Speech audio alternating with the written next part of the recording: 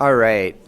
As Congressman O'Rourke makes his way down and finishes his hellos, I'm going to just get started and say welcome to you all this morning. This is our third annual Building a Competitive U.S.-Mexico Border Conference. Thank you all so much for joining us today. I'm really excited about the program that we have.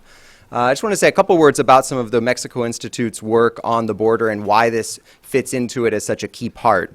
Over the last couple of years, we've really done a lot of work on the border. We have several reports that we've put out, and a great deal of the focus has been on issues of competitiveness on the U.S.-Mexico border region. And there are really two different reasons why we've had such a strong focus on these issues of economics, trade, economic development, competitiveness in the region.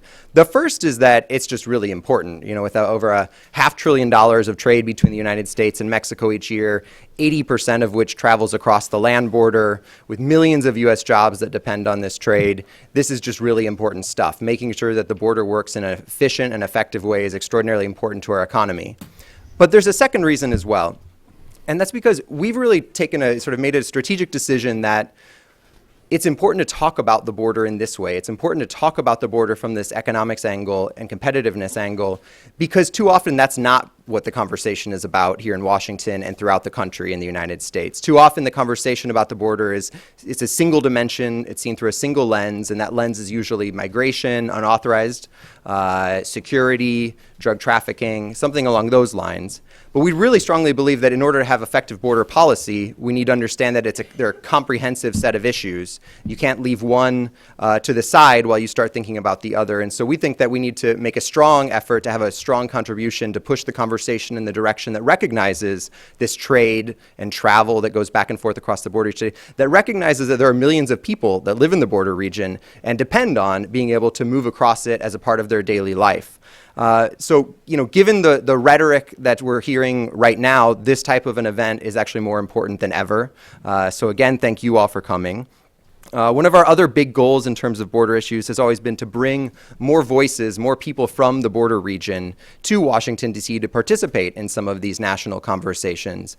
And one of the things we've learned is that by setting an event that's on the calendar each year in June, we can start to get it on people's calendar to actually travel up from the border region to join us. So I want to say a special thank you to everyone that's made the effort to travel all the way from the border region. We have folks all the way from San Diego, Tijuana, down to Matamoros, Brownsville that are joining us today. Thank you so much for taking the time to come. It's really important to us that you come and participate in these conversations in Washington. We're also launching a new report today, The Anatomy of a Relationship. This really focuses on the evolution of cooperation between the United States and Mexico in managing the border. Jerónimo Gutiérrez, who's here in front of me, wrote one of the essays. Sergio Alcocer. We're going to have a panel on it in just a little bit, also with Assistant Secretary Burson. So I won't enter into detail in the report right now. We have an amazing group of speakers that you'll get to hear from today. There's too many for me to mention everyone, so please take a look at your agenda and see what you're in for. There's a great wealth of knowledge and expertise that you'll be exposed to and you'll get a chance to interact with on these panels. Just to mention a few, though, Congressman Beto O'Rourke, we're delighted to have you here. Thanks very much. Thank you. Ambassador Carlos Sada, thank you very much for joining us today. You'll also hear soon from Assistant Secretary Alan Burson, as I mentioned, Senator Jeff Flake, Jerónimo Gutiérrez from the NAD Bank, Congressman Will Hurd later in the day, and a number of other fantastic speakers. Let me just say one final thing before I get out of your way and let them begin the first conversation, which is thank you so much to our partners in this effort. The Border Trade Alliance we've worked with over the last 3 years to put on this conference. A huge thank you to Michael Comunez and Manat Jones Global Strategies for helping us out this year with it and also participated last year, as a matter of fact.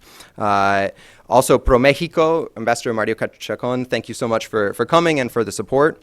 Constellation Brands, Delphi, IBC Bank, CAREM, which is the Association of Customs Brokers groups in Mexico, and the Ambassador Bridge. Actually, we're delighted to have support not just from folks along the U.S.-Mexico border, but also from the U.S.-Canada border, recognizing that there's a lot in common in terms of the issues that we're all facing in making the border more competitive.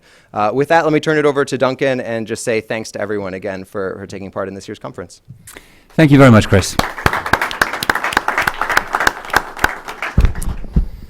Let me just make a public recognition of the incredible work that Chris Wilson has done here on the border.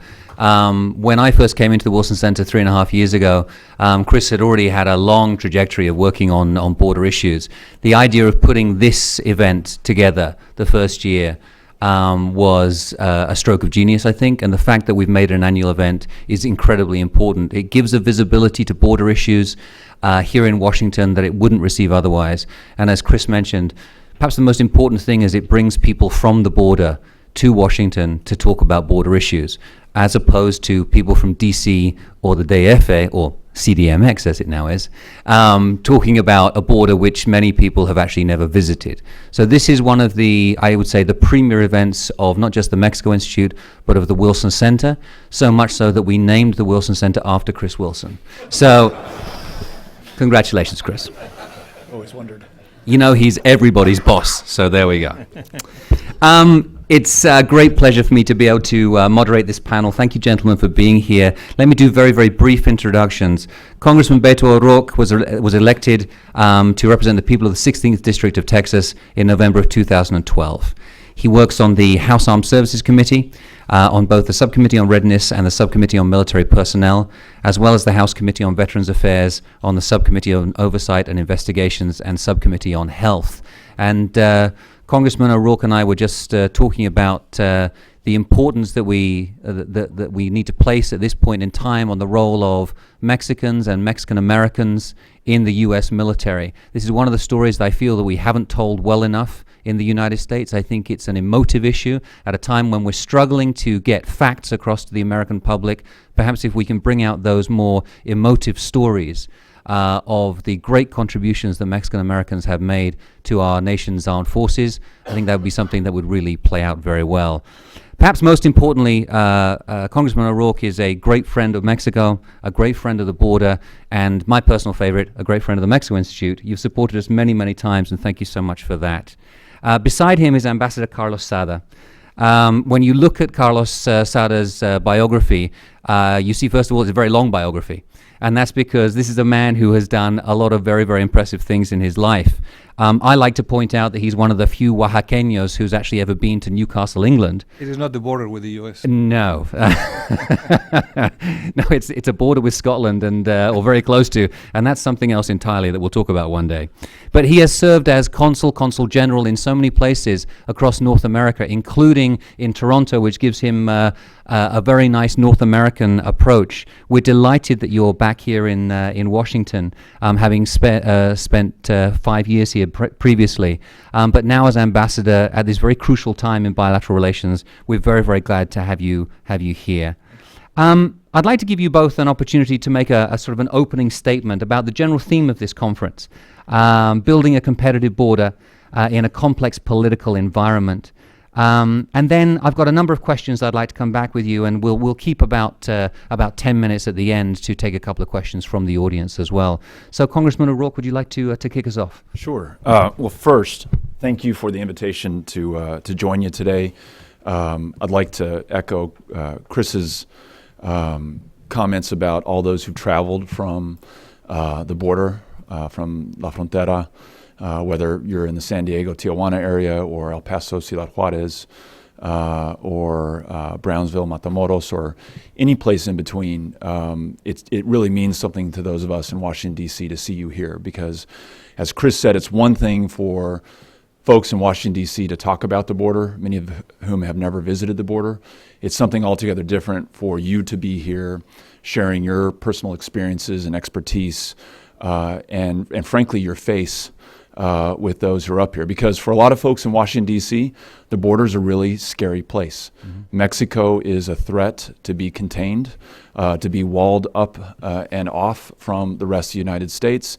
It's a source of rapists and murderers and drug smugglers, et cetera, et cetera, et cetera. So to see folks from El Paso, the safest city in America today, to hear their stories about what it's like to live there, to know from them that we are the safest city in America, in large part because we are connected to Ciudad Juarez and to Mexico, and that officially speaking, 24% of the people that I represent in the 16th Congressional District were born in another country, primarily Mexico. Unofficially, the number is probably much higher. And it is those people, those families, who've made the incredibly difficult decision to leave their communities, the place that they know, the language that they've always lived with, to come to a new, sometimes strange country, and to look forward, put their kids and their community's future above their own personal gain, to contribute and not take from the American dream. Those are the folks that we want in this country, who are making El Paso so safe, who make us so successful, and such a special story to tell the rest of the country about. I have so many over the last 3.5 years in this job, and then prior to that, representing a district that bordered Mexico on the El Paso City Council. I have so many statistics and facts and figures, like the fact that last year 32 million El Pasoans and Huarenses crossed the international bridges between our two countries. Those are legal, documented crossings that contribute to the $1.4 billion that was spent by Mexican nationals in the El Paso retail economy, or the $90 billion in U.S.-Mexico trade that crossed our international ports of entry, that support 1 out of every 4 jobs in our community. And I have more facts and figures, but I won't bore you with them, because what I realized, to Duncan's point, is while on a rational, logical basis, those facts and figures and numbers may be compelling, in the age of Trump, we need to be aware of emotional rhetoric and its power, regardless of whether or not it's based in fact. And so if we can find the emotional counter to what we're hearing, as long as it's based in fact, as long as it really represents the border, I think we need to do that. And I'll give you one example before I turn this back over to Duncan and the ambassador. And that is at the start of our involvement in World War II in the early 1940s, there is an all Mexican-American high school at the time in El Paso called Bowie High School. These young boys really, were pulled out of their classrooms, essentially, drafted into military service, served with honor and distinction in North Africa in that first campaign, and then following the campaign in North Africa, serve in Italy. And many of them from that class at Bowie High School are sent to their death in a suicide mission over the Rio Rapido. None of them questioned the orders, despite the machine gun emplacements on the other side of the river, where they knew they were going to be mowed down, and mowed down they were. And there's a long list of their names memorialized at Bowie High School and in a public mural that we had commemorated to the memory of the men from Company E. What strikes me about this is El Paso, Texas, at a time when Mexican Americans did not really have full citizenship. They were not treated the same way that Anglo-Americans were. And yet their sacrifice was unstinting. They contributed to our ability to win the Second World War. And they did so without regard to their personal gain or even to their status in the United States.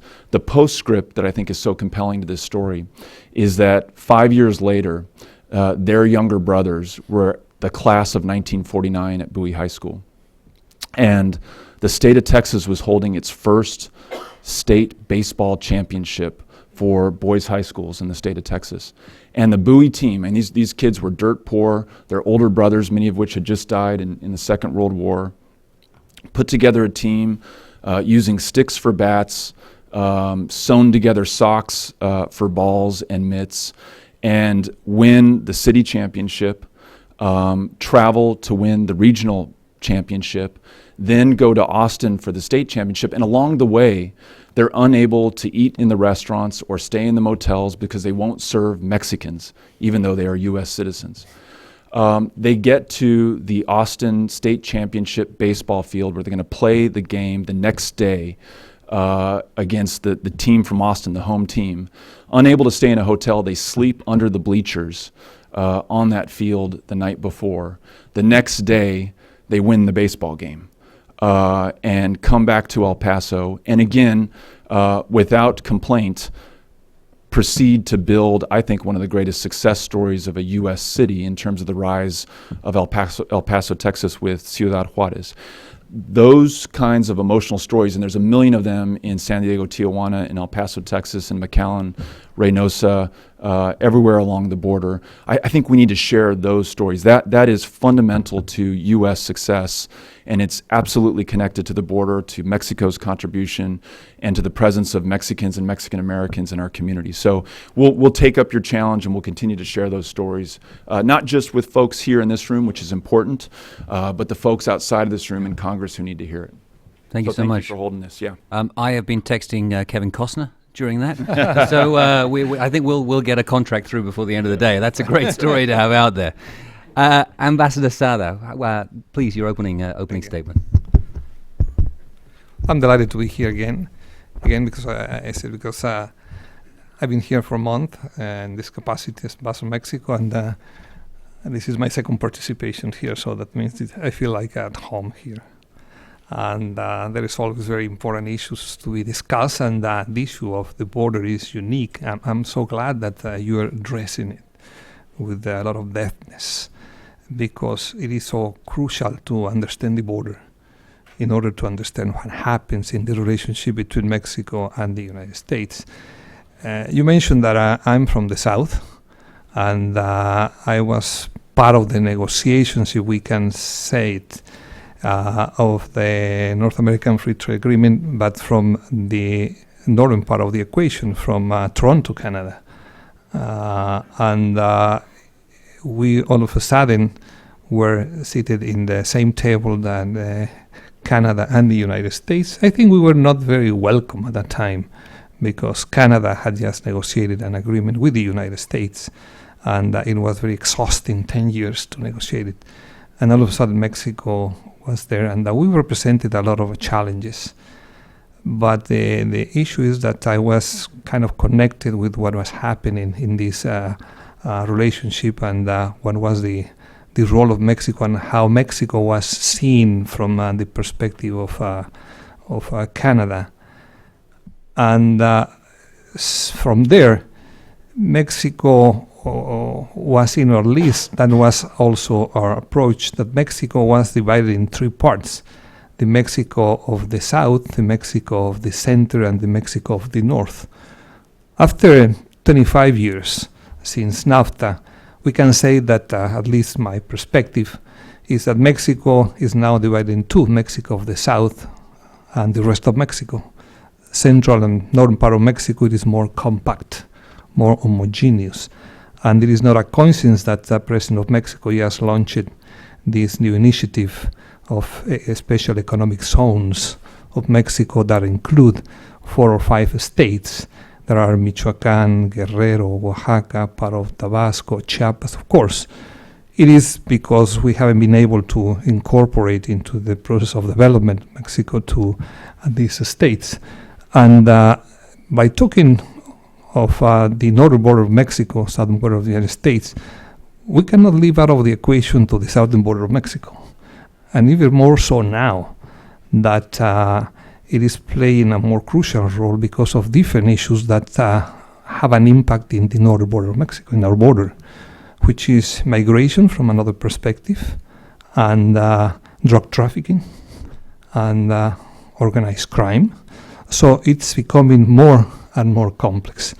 But let me tell you that my own experiences regarding the U.S.-Mexico border have been, I would say, very rich. And any time that I go to the border, I see a transformation of the U.S.-Mexico border. I'm sure that most of you here are experts, or you come from the border, and you cannot contradict me on the dynamism of the border. And the same way that I just met Mr. Beto O'Rourke in Mexico like a month ago. There was a delegation of Congressmen to Mexico headed by Leader Pelosi with 10 congressmen. We had a meeting with President Peña Nieto before I came here, and we were discussing a lot of issues, but the most important thing is that they went to visit Mexico and some other countries down south in Latin America. But the key issue is that they are visiting Mexico. And the same thing has to occur with the border. We have to get really acquainted with what is the border. And perhaps we have to talk in plural, because there is different scenarios in the border.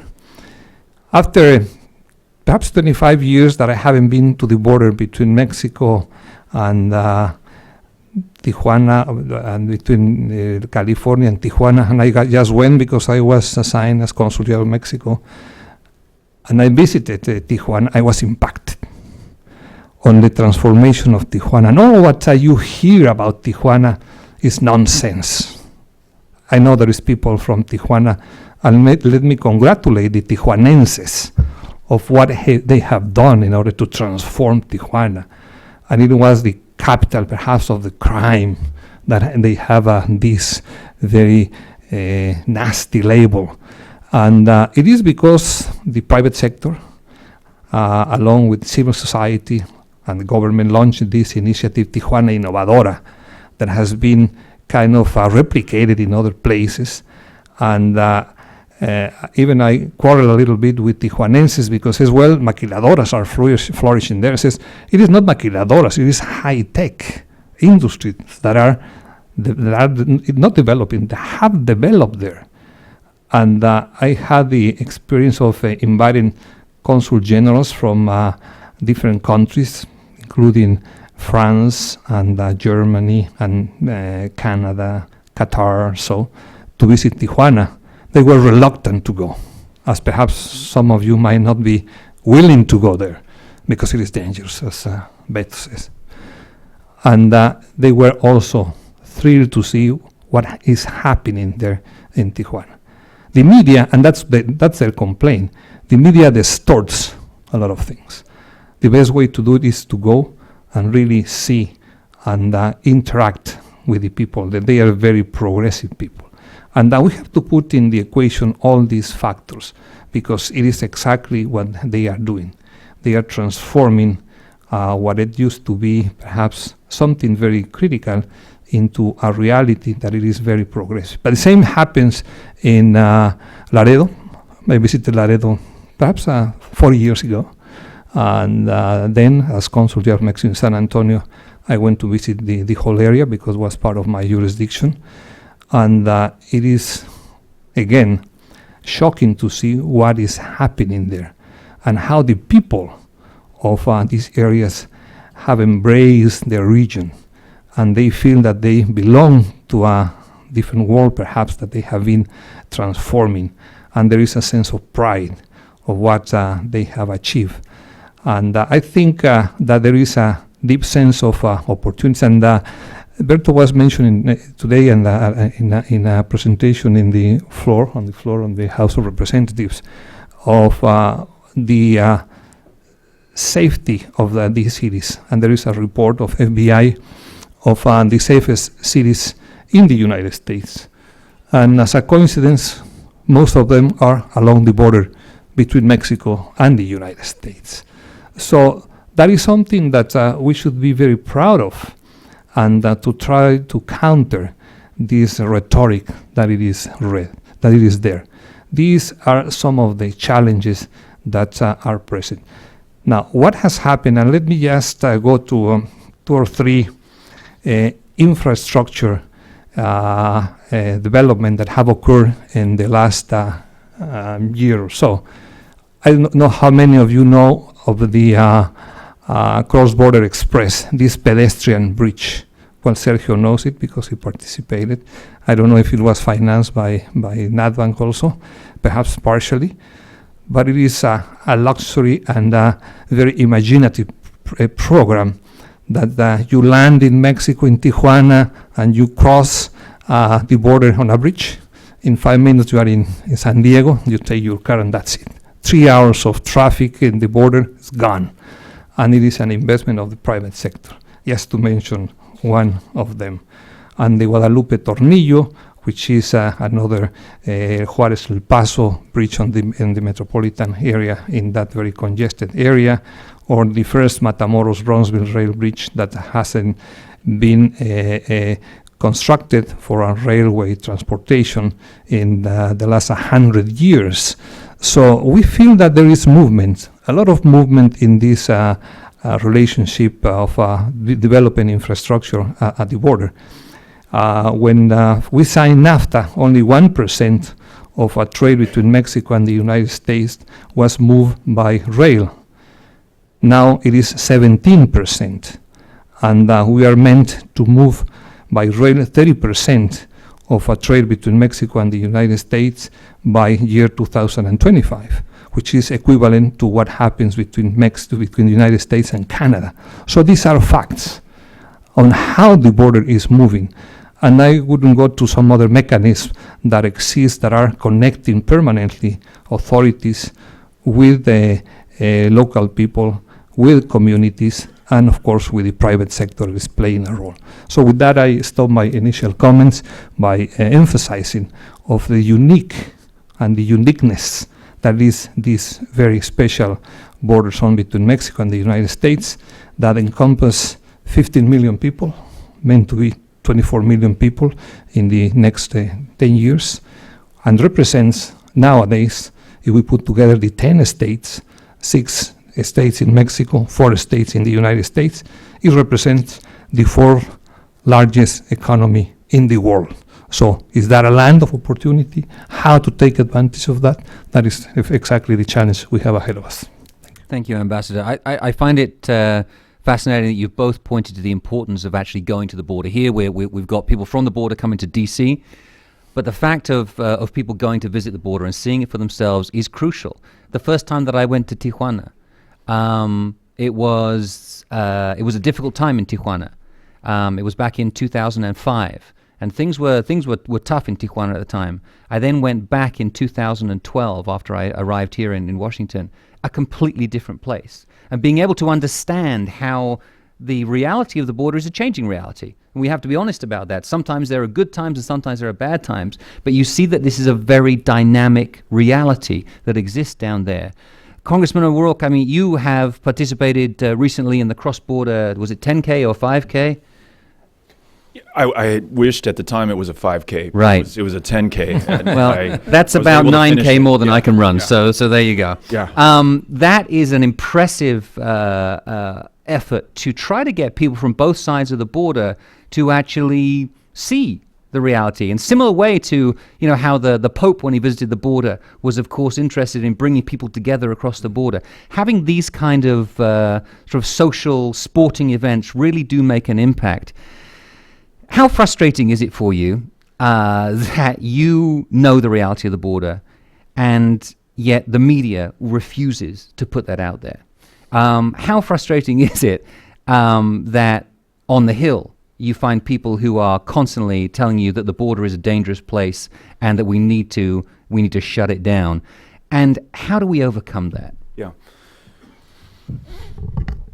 So I don't think we can be frustrated, and I think we have to be sympathetic to members of Congress and members of the press in terms of how they see the border. And I'll just give you my perspective on that. The first session of Congress from 2013 through the beginning of 2015, I took votes on 1,200 separate items. I may have some degree of expertise on a half dozen of those. I have an absolutely phenomenal staff who briefs me on, you know, the 1,100 and 996 other ones. You have to take into account that the rhetoric, the prevailing image and impression of a given subject is going to have a lot to do with the way that a member of Congress votes or talks about it, or a member of the press is going to cover it, the angle at which they're going to approach the issue. And so we can be frustrated and we can say it's not fair, or we can say, God, we've really got to do a better job of changing that dynamic and that impression and ensuring that the brief amount of information that a member of Congress or a member of the media is going to digest on this issue is the right one. And you made an excellent point at the beginning. We can speak in logic and we can use rational information, very important. We should always have our policy rooted in that.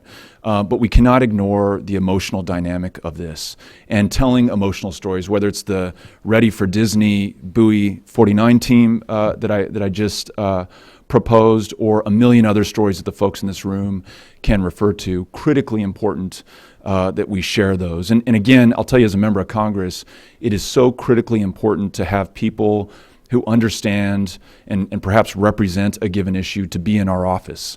That helps me on those, nearly 1,200 items I don't have subject matter expertise in, to make a connection and to understand the personal story related to that. So I was talking to Agustin Barrios, who I know is on the Mexican side, ensuring that through social media and other media, we're sharing the image of Mexico that reflects reality and that we want the rest of the world to see.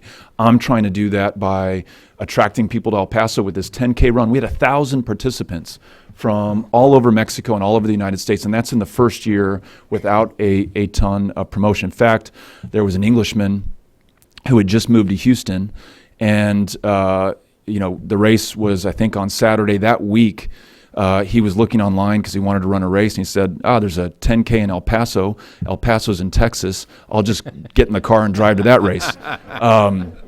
12 hours later, he shows up in Ours is a very El Paso. small island. We don't understand these things. But how cool for someone who's almost brand new to the United States, new to Texas, to have that experience on the border, to run through Ciudad Juarez and discover that it was safe, the people were cheering him on, incredibly supportive. That's a story he's going to share back in Houston. That's a story he's going to share when he returns to England. So we cannot be defeated by our frustration. We have to acknowledge our culpability in the present image of Mexico and the border. 50, 40, 30, 20, 10 years ago, we should have done better. We are where we are now. We're going to do the best we can with what we have, where we are. That's what we're doing today at this conference, and we will continue to draw people to El Paso, Ciudad Juarez, and the border. Last thing I'll say on this, you mentioned the Pope. Here was a mass in Ciudad Juarez given before 250,000 people. My wife and I were lucky enough to be among them. The Pope, at one point, before approaching the main altar, there was an almost makeshift altar close to the border wall where he paid homage to and had us reflect and focus on the hardships of the immigrant, those who had died trying to cross the border. And then when he came back to the main altar and delivered the Mass, he said El Paso and Ciudad Juarez are one community, and talked about our shared history, our shared culture, and also our shared fate going forward. To have the Pope there to say that, to have that covered in the New York Times and the international media was incredibly important. So I see some reasons to be optimistic. I see some very positive things happening upon which we can build. It's easy to be frustrated. I certainly have felt that before, but we have it within us to change that, and we just have to stay the course. It's going to take a long time to get this right. It was a long time in coming to get it wrong, but I think a lot of the folks in this room are going to be central to correcting that. Thank you. I really appreciate your point that we actually need to advance on all fronts. We need to do this in multiple different ways. One of the greatest frustrations that I find is that I look at my Facebook feed every morning. I find positive stories about Mexico after story after story after story, how Mexico is great, how the border is a great place, etc. I say, why doesn't everybody think the same way as me? And that's because not everybody's following the same Facebook feed that I am. I'm following the Facebook feed that most of you in the room are following. But there's another room somewhere not far from here probably where people are following a completely different Facebook feed and understanding an entirely different reality. And that's one of the real problems with modern social media, is that we all choose our own news source. And so we actually get the news that we want to hear. And so getting beyond that, getting us out of our little social media boxes is going to be a crucial challenge to overcome. Ambassador, I'd like to refer you to this wonderful new publication. I'm sure you haven't had the time to read it, but let me just tell you something. I'd read all of the essays individually as they came in, and then I got the chance to read them all just before the publication came out. One of the things that emerges in this publication is that the paradigm about the border has shifted dramatically since the events of 9/11. First of all, they became all about security, but now, 15 years later, we have actually reached a point, at least amongst policymakers, where security and competitiveness are seen as being mutually reinforcing. That is an impressive achievement by policymakers, not just the people here in this room, but people throughout the US and Mexican governments. How do you see that developing in the years ahead? The fact that we have institutionalized border conversations in the US-Mexico high-level economic dialogue, for example, the fact that we're talking about border issues now on a North American basis, how do you see that paradigm developing, and how do you see where we can make the most progress on moving forward the competitive border idea? I think that we have sophisticated very much the mechanisms of sharing information and intelligence, and I think that is the proper way of doing so. If we advance more in making the border more an intelligent and smart one, allowing trucks and allowing people to cross the border, we are in the right direction. I was mentioning some of the infrastructure that has been created, but at the same time, we have developed a lot of new mechanisms for exchanging information. And I think that it is crucial because the border with Mexico is becoming more and more crucial in protecting the interests of both the United States and Mexico. I've been visiting some congressmen already and senators, and some of them a little more aggressive in the sense of first we have to secure the border, thinking that we in Mexico do not want to have a secure border. It is in our own interest to have a very safe and secure border. But we have to put in that equation what factors are playing in the security of that border. And that doesn't seem to be very much aware, or there is not an awareness of the complexity of the border. It is not just putting a wall. It is putting in this equation all the different variables I was referring to. Mexico is a strategic player. Mexico is a strategic partner of the United States. The location of Mexico is unique for the interests of the United States and is unique for the interests of Mexico. We are part of the Caribbean. We are part of the Atlantic, Gulf of Mexico. We are part of the Pacific. So, and we connect with Latin America. So the crossroads of Mexico, it is fundamental for the interests of the United States, and that couldn't be seen in a very simplistic way. And sometimes, to me, it is what happens. And when you were talking about certain frustration, I think that is something that it is occurring in the sense that we do not see the very unique role that Mexico plays and the very important role that we have to play together. There is a very worn out term that is a shared responsibility, that it seems that it belongs to the past, but it is not so. And now everything is concentrated on very simple terms and single terms, but not in putting together the different factors. As I said, there is new mechanisms, but it has to be understood by different players. And when I talk to congressmen on why they do not go more often to Mexico, there is not a response. Why they move rather to other parts of the world? Perhaps it is more kosher.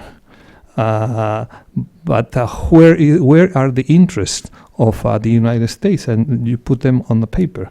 And then there is a very unique interest that should be playing a deeper role in the United States. We need to get out of the comfort zone of everybody here. And when I say everybody, we need to put more players in the equation. And I was going to say that the role, complementing what Beto said, the role of subnational governments, governments, it is fundamental. There used to be this summit of governors that it still exists, but not very solidly. And sorry if I take as an example very often California, but if there is a governor that pushes hard the relationship with Mexico, it is Governor Brown. He has asked for a meeting with 5 or 6 governors in order to talk about the environment. He personally goes to the border with Mexico pretty often to see if the instruments that have been developed together and if the memoranda that were signed 2 years ago are operating. So how to encourage other governors to do so, to do the same. Now I've seen that some mayors, like the visit of the mayors of Dallas, Fort Worth, and the two of them were in Mexico. That is a very good sign. And the governor of Wisconsin was there, Scott Walker, 2 days ago. That is good sign. But I think that the role of our think tank like this one could be more important. So if we keep pushing of these visits and the other way around, because that is the way of, I'm glad that the governor of Wisconsin, by the way, we are opening a new consulate in Wisconsin, in Milwaukee. That is the way of connecting. Going to the issue of security, yes, we are very much aware that we need to have a very smart and intelligent border, and with high degree of security. And for that, we need to keep working at the highest level, but also at the state and local levels. Thank you. Let me just say that a couple of years ago we took a group of congressional staffers, first of all to Mexico City and then up to the border. And that was an incredibly formative experience for them to understand not just the reality of the border, but to actually do a border crossing and to understand how things work at the border. They came back from that experience transformed. And as Congressman O'Rourke said, congressmen and women depend upon these staffers for their information. Having taken them down there means that they could actually give a first-hand account of what things are like. So I hope that we can work together in the future on that. Congressman O'Rourke, I know you want to say something about sort of security at the border. Please, ladies and gentlemen, prepare your questions. I'm going to take 2 questions from the audience as soon as Congressman O'Rourke finishes. This point about California that the ambassador just made is a really sore subject with us in Texas. California today is eating our lunch, and it's embarrassing and unfortunate because it was not always that way. It was not too long ago that the state of Texas made the enlightened decision to treat Mexican nationals as Texas residents for in-state tuition purposes at the University of Texas system, a policy that prevails today so that a young boy or girl in Ciudad Juarez can, and we've know a number of them. Some of them have spent some time in our office, can wake up in Ciudad Juarez, cross the international border, attend the University of Texas at El Paso, improve their potential, their competitiveness, and by extension, the competitive advantage of Ciudad Juarez, El Paso, and the state of Texas. But at a time that Governor Brown was leading trade delegations to Mexico City, we at the time had Governor Rick Perry, who, with Sean Hannity, was patrolling the border in aviator glasses with shotguns. Two very different messages about those two states' relationships with Mexico and how they viewed Mexico.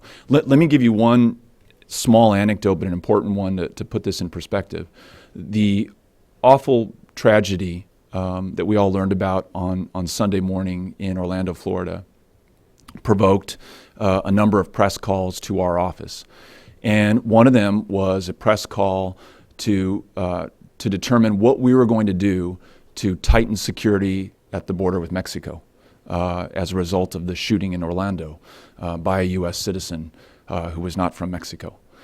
And that call did not come from New York City or from Washington, D.C. That call came from a reporter in El Paso, Texas. And it is not an anomaly. When the Tsarnaev brothers bombed the Boston Marathon, because one of them at least had a student visa, those students from Ciudad Juarez that I just told you about, following the discovery that the Tsarnaev brothers had a student visa connection, began to be detained at the International Port of Entry. And I got a call from the president of the University of Texas at El Paso, Diana Natalicio, and she said, I have students missing their final exams. I have one student who is handcuffed to the bench at the CBP head house at the International Bridge. Tell me what's going on.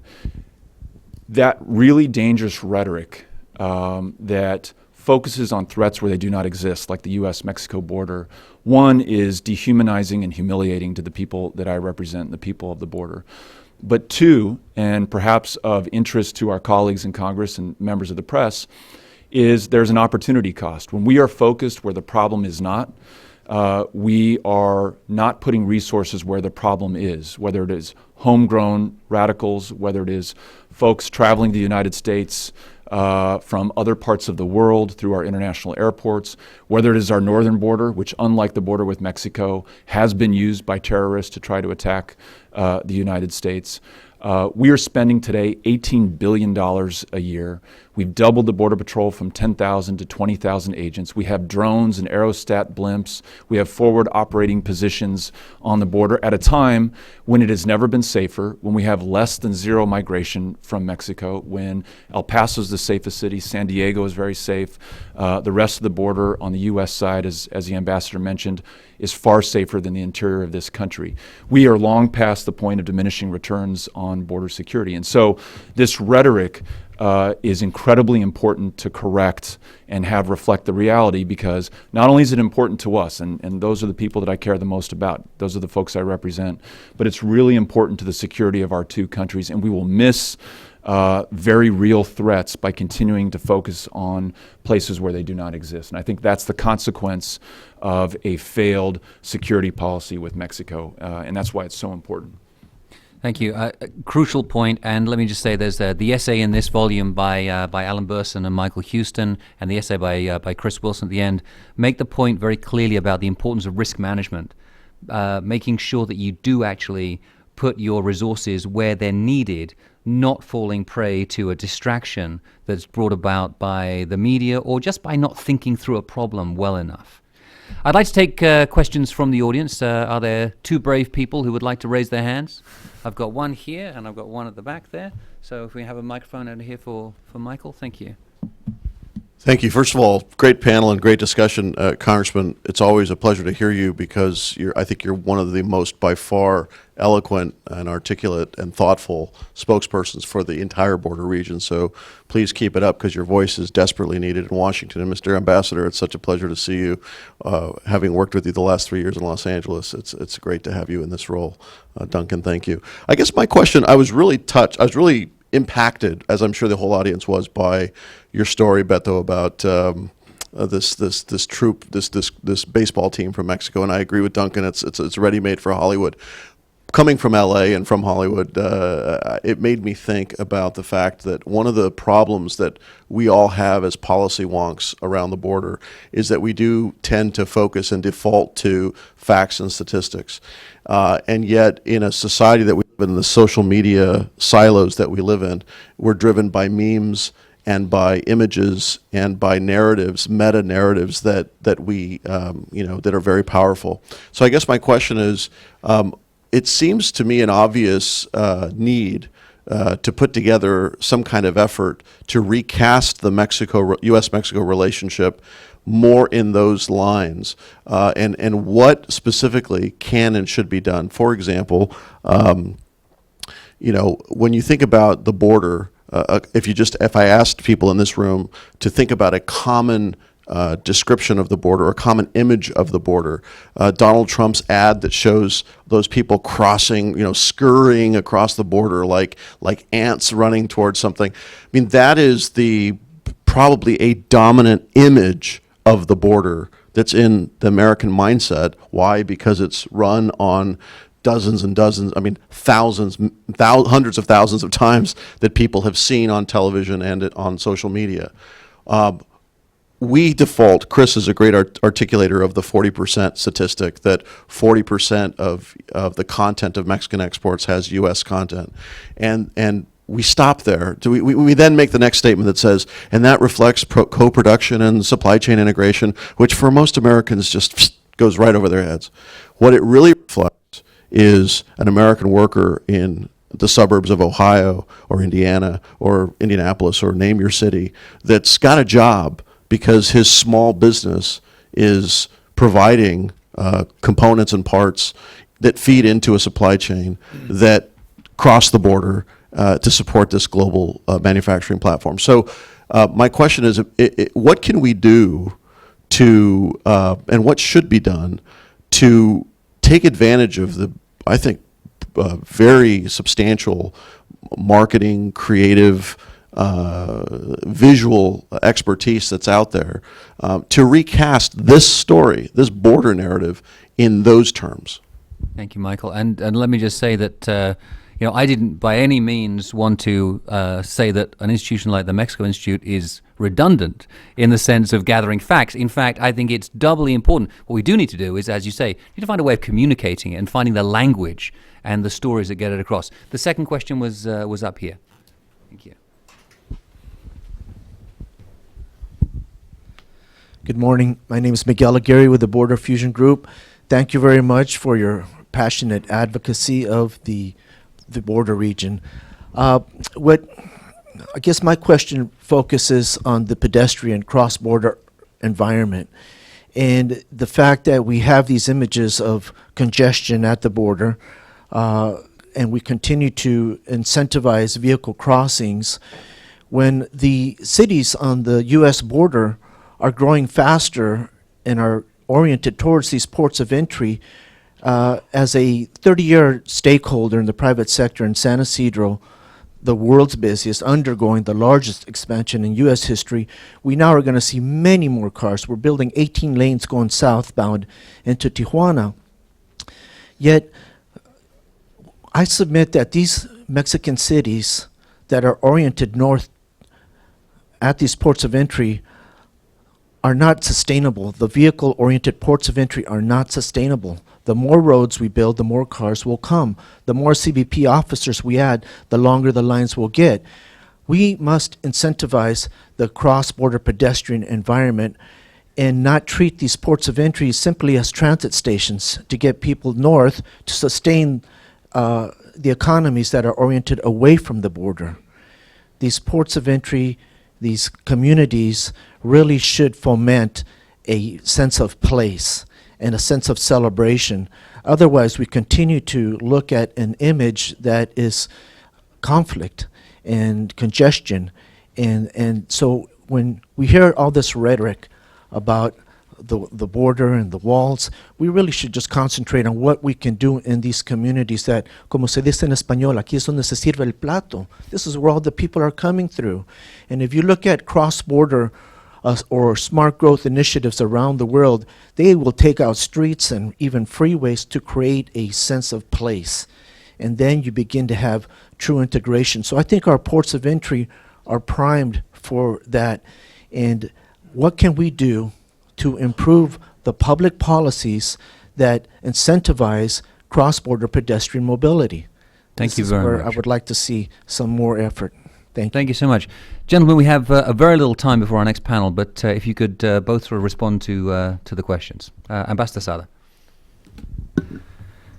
I think that we need a lot of play. What I've seen in lately shows me that we are moving in the right direction. So we are forging alliances, and our people right now, we have a lot of business groups that are here in DC. In order to, and here is Eduardo Bravo from the Asociación de Empresarios Mexicanos. So they are forging a very strong alliances in order to spread these words, because we have to get out a little bit also of the big centers like DC, New York, and move to the different areas, because they also count. They also react. They also vote. So and these last 2 or 3 days, I've been meeting with a lot of businessmen and corporations that they are understanding the new rules of the game, and we need to do better. Yesterday, I was also with the American Chamber of Commerce, that they are coming with different purposes. So it seems to me that eventually, now that there is this juncture, let's say, because of the rhetoric, there is a reaction, but everybody's seeing it on what to do, not only because of what is happening in these next few months, of how to do it in the next 20 to 30 years, how we would like to see each other in the foreseeable long term. And I think that what you are doing also in LA has to be replicated all over. So there is a lot of players As you recall, there was the Secretary of Foreign Affairs of Mexico only a couple of weeks ago forging an alliance with the American Jewish Committee, and we had the 50 consuls of Mexico here in an interaction with them. So we are forming alliances in plural with everybody, and we are understanding our role, and we are putting more in contact with the Mexican-American community from the perspective of the Mexican groups that are formed here. So everybody is playing a different role, I would say, but it has to be better organized. And I think, as I mentioned here before, I'm mentioning right here, we have to be invigorated and reactivated and have a strategy in order to do better. The worst thing that can happen is that after this election, nothing happens. And then we go again to our comfort zone, and we continue doing the same thing. What I feel is that after the NAFTA issue, we were in automatic pilot, and businessmen were doing good business, and the governments were doing what they were doing later on, and that's it. So this is something that shouldn't be replicated. We have to do better in different fronts. And regarding the pedestrian, it's a good example, but what I think also, just very briefly, in Baja California, well, it is amazing how people is going to Baja California, not Baja California Sur, but if you see Rosarito, the restaurants, or Ensenada gastronomy there, it is flourishing. So there is a connection of tourism, finding out what the special attraction of Baja California is something that really drew my attention. And there is more and more and more connections. These are the stories that has to be told in all senses. Thank you, Ambassador. Congressman. Just one small point in response to Michael's question, because I agree with your premise completely, and would love to see the Ponte Vecchio between El Paso and Ciudad Juarez. That's what I'm looking for, and I think we got to think that big if we're ever going to do something different. But on your excellent question and point, we can no longer concede the premise to the other side. And so even when the President of the United States says all these amazing things about our policy vis-a-vis Mexico and immigration, and he says, but first we'll secure the border. Absolutely the wrong way to do this. If the premise is the border is insecure, then I want Donald Trump to secure it, because that guy is going to take no prisoners and he's going to keep my family safe. What the president needs to say, what we all need to say, is the border is safe. It is as safe as it has ever been. It is hard to get it much safer, to spend more billions and see any marginal improvement. We have to say that, because the moment you say something that is untrue, like the border is not safe, then I want the meanest badass in the world to secure that, to keep my family safe. So all of us, to a person, got to share this with our families. You saw fewer than 400,000 apprehensions last year. That was including the surge from the Northern Triangle. Compare that to 2000, when you had 1.6 million apprehensions. We're almost triple the security budget on the border, 18 billion versus what it was in 2000. Double the number of Border Patrol. The border is safe, it's secure. El Paso is the safest city in America. Let's own that, let's be proud of that. And then I think good policy can follow from that. And I think better outcomes included. So that would be my message on your point around how we talk about this. Congressman O'Rourke, Ambassador Sada, thank you very much for being with us today. Please join me in thanking. And Chris, we're going to move straight on to the next panel. Is that correct? So please keep your seats. For those who haven't gotten a seat yet, please feel free to come down and grab one. We're going to move straight into the next panel.